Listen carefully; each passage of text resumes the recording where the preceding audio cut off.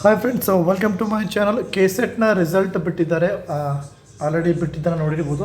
So ಈಗ ರಿಸಲ್ಟ್ನ ಒಂದು provisional ಲಿಸ್ಟನ್ನು ಬಿಟ್ಟಿದ್ದಾರೆ, ರ್ಯಾಂಕಿಂಗ್ ಲಿಸ್ಟು ಅಂತ ಹೇಳ್ಬೋದು.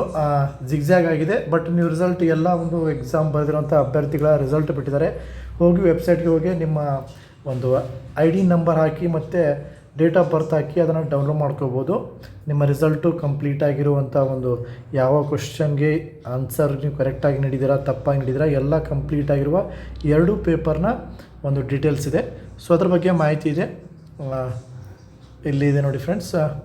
ತಾತ್ಕಾಲಿಕವಾಗಿದೆ ಇದು ಫ್ರೆಂಡ್ಸ್. ನೋಡಿ, ಸದರಿ ತಾತ್ಕಾಲಿಕ ಅಂಕಪಟ್ಟಿಗೆ ಆಕ್ಷೇಪಣೆಗಳು ಏನಾದರೂ ಇದ್ದರೆ, ಸೊ ಒಂದ್ಸರಿ ಏನಾಗುತ್ತೆ, ನೀವು ಕರೆಕ್ಟ್ ಹಾಕಿರ್ತಾರೆ, ಬಟ್ ಈಗ ರಿಸಲ್ಟಲ್ಲಿ ತಪ್ಪು ಅಂತ ಬಂದಿರುತ್ತೆ, ಮಾರ್ಕ್ಸ್ ಹೋಗಿರುತ್ತೆ, ಏನಾದರೂ ಸಮಸ್ಯೆ ಇದ್ದರೆ ವೆಬ್ಸೈಟ್ನಲ್ಲಿ ಒಂದು ಲಿಂಕನ್ನು ಕೊಟ್ಟಿದ್ದಾರೆ.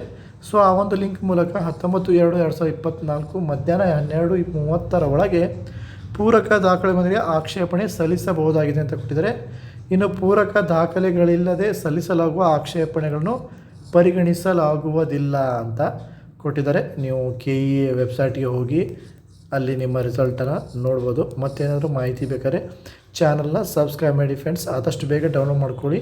ಏನಾದರೂ ಸಮಸ್ಯೆ ಇದ್ದರೆ ಆಕ್ಷೇಪಣೆಯನ್ನು ಸಲ್ಲಿಸಿ ಅಂತ ಹೇಳ್ತಾ, ಆಲ್ ದ ಬೆಸ್ಟ್ ಫ್ರೆಂಡ್ಸ್.